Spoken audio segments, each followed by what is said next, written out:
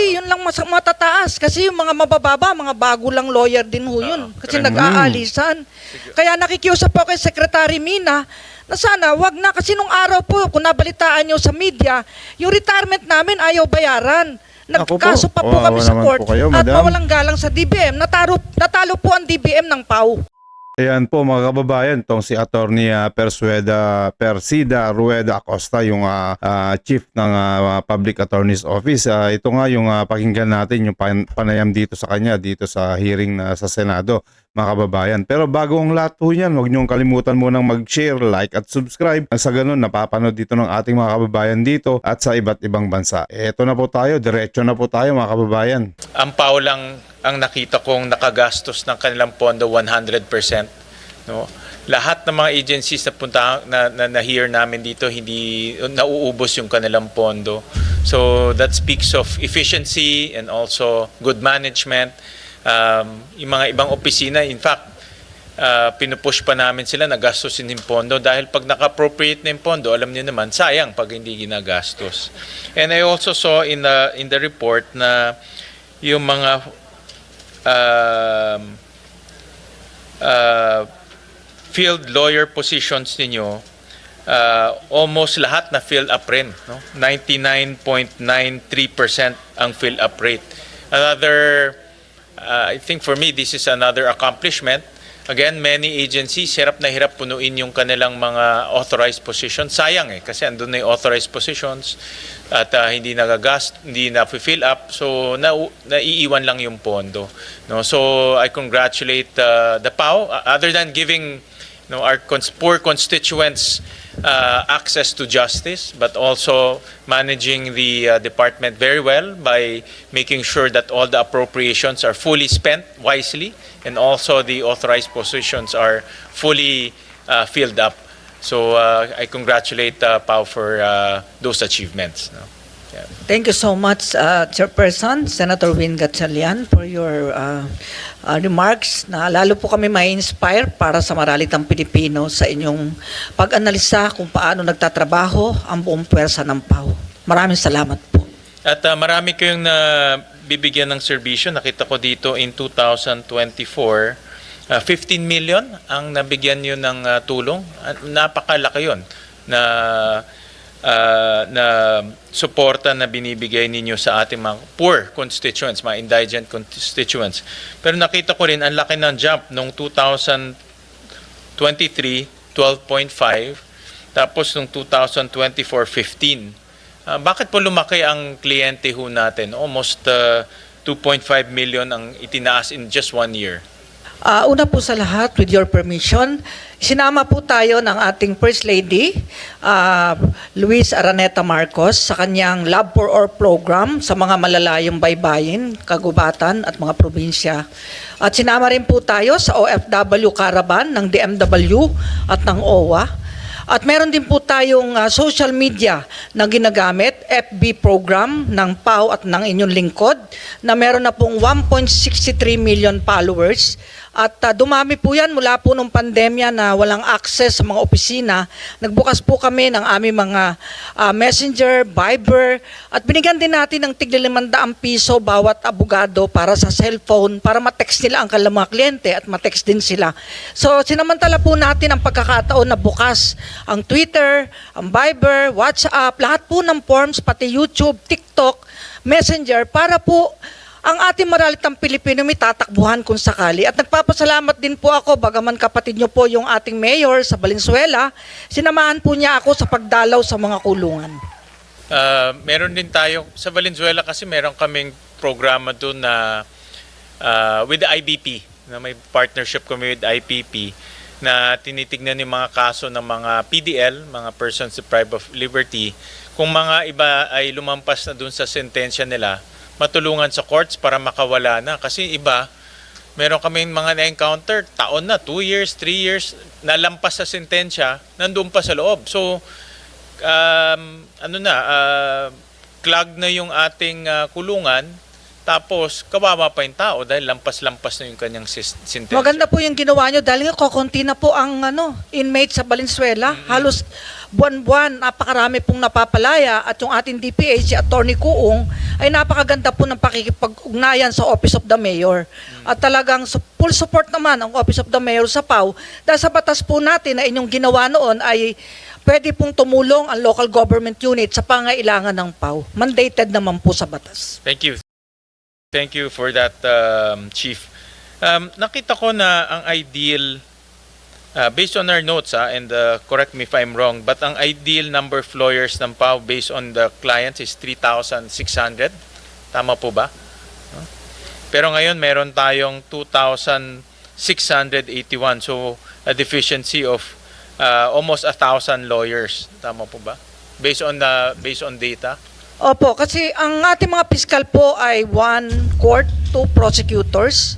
Ang PAW po nasa ay isang court, isang PAW.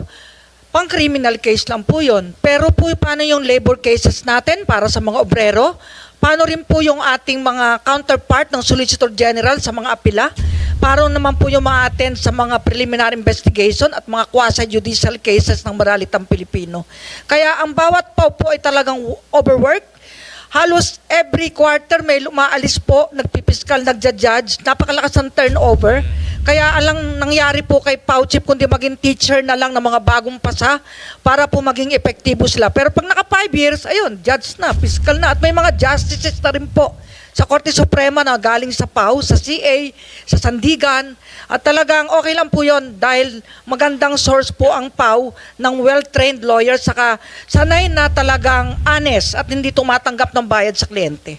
I think sa mga Mabuhay po kayo, Attorney Acosta, sa inyong advokasya. At sana ipagpatuloy ho nyo yan at para makatulong pa kayo at ng maraming kababayan nating Pilipino na nangangailangan po ng tulong ninyo. Pagpatuloy lang ho ninyo yan, Chief Acosta, salamat po. Mabuhay po kayo.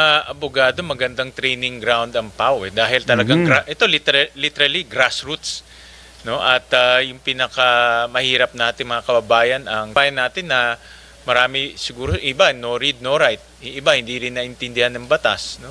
Dahil komplikado yung batas. So magandang training ground na meron silang ganitong connection sa mga kababayan natin para alam nila yung realities on the ground. Ano ba yung talagang nararamdaman ng mga ordinaryong kababayan natin. Kaya ako rin, alam ko, even nung mayor ako, mataas ang turnover, papuntang PAW, which ako, para sa akin, okay yun. Dahil sabi ko, it's a good training ground. Pag gusto nyo pang umakyat, maging judge, justice, at least naranasan nyo yung pinaka-grassroots ng law profession. Nag-aalala lang po ako baka mag-aalisan yung magagaling. Kaya nilalaban po namin ang karapatan ng mga senior na dapat sana kapantay ng sweldo ng mga counterpart namin sa prosecution. Kasi may demoralization po yung mga regional public attorney sa regional prosecutor, mas napataas pala ang kanilang rango bagaman sa batas sa Paulo RA 9406 ay pantay dapat. Kaya may request po kami sa DBM na pagpantayin na ayon sa batas pero ni-refer po sa DOJ hanggang ngayon po nasa DOJ pa ilang taon na. Malamang baka kayo po makatulong sa amin sa parity at kung anong benepisyo ng mga piskal yun din sa PAW. Dahil paano po kung wala na yung mga senior na magagaling? Maiwan na lang bagong pasasabar. Kawawa rin po yung Maralitang Pilipino kung puro bagong abogado na lang po ang uugit dito sa ating opisina. So Ayan po mga kababayan, yung hinihingi na tulong ni Attorney Persida Rueda Acosta dito sa ating mga senators na pagpantayin na lang daw yung sahod. Siyempre, pare-parehas lang naman sila ng trabaho at itong mga PAW, pag humingi po tayo ng tulong sa kanila, malit lang po yung kanilang hinihingi. Which is unlike dito sa mga private attorneys, sobra-sobra po akong maningil. Isa po itong mga mababuting tao, itong mga nasa Public Attorney's Office, sana masuportahan naman po ito ng ating gobyerno, mga kababayan. Kumpara naman dito sa mga kawatan ng mga DPWH or the other agencies ng gobyerno, malayong-malayo naman po yung diferensya sa kanila. Itong na sila, sinabi na nabanggit din po ni Senator Erwin Gatchalian na yung kanilang mga budget is napakaliit lang pero kagastos nila ng tama. Hindi katulad nung iba diyan, mga bilyo-bilyon, grabe, talamak po yung mga corruption na yan. Ang inyong request is yung mga senior positions, iparehas sa fiscal. Opo, kasi yun po nasa batas eh. Ang sabi doon ay same privileges, retirement, rank, salaries, pero ang nangyari po ay parang doon sa naging implementing rules ni Secretary, yung pong nagpakamatay, Secretary Andaya, ay mas nataas Diyos pa ko rin yung po. mga prosecutor eh. Ako po walang problema dahil 2004 nung pinatigil natin ang pagbitay ni President Gloria, ay na-promote po ako sa cabinet rank. Kaya ako po ay nasa 31 na. So paano naman po yung hahalili sa akin, mananatiling 30, yung mga deputy 29. So napag-iwanan po ng Department of Justice ng NAPROS. Pero yan po ay tinalakay na rin sa mga committee hearing na sana po ay mapagbigyan na ng DBM dahil ang gusto ng DBM may opinion pa ng DOJ. Sabi ko may batas na eh. Bakit kailangan pa ng opinion? At kami po ay independent and autonomous na sa DOJ sangayon sa Republic Act 9406. Kaya ang kailangan lang daw po pirma ng Secretary of Justice. And then Yun after naman that, pala. may corresponding budget, no? Kasi adjustment pataas yan eh. Opo, ang sabi ko kahit prospective na lang dahil nagtitipid po tayo, payag po yung mga senior, kahit hindi retro ng 2010 pa, kahit prospective, kahit ngayong buwan na to, sa susunod na buwan. Pagbigyan nyo na po, Senator. Or BBM, makinig po kayo. Itong hiling ng Public Attorney's Office Chief na dagdagan naman po yung kanilang mga sweldo, budget. Samantalang yung mga kawatan mo, grabe kung lumamon ng pera ng taong bayan. Diyos ko po, grabe kung kaya nga Crocs ang tinawag sa kanila, buhayang buhaya. Biruin mo yung mga engineer dyan, naka Lamborghini, engineer lang. Ito mga to, abogado to, talagang mas mataas ang tingin ng taong bayan sa kanila dahil sila nagtatanggol sa mga naapi. Di ba mga kababayan, agree po ba tayo dyan? Samantalang yung mga ibang ahensya dyan, kung mga urakot, sobra-sobra, itong mga to, magkano lang yung mga budget nila, nagagampanan naman nila yung trabaho nila. Kaya ho, BBM, makinig ka po. Samantalang sa ibang department, napakaluwag po ninyo, Diyos ko po.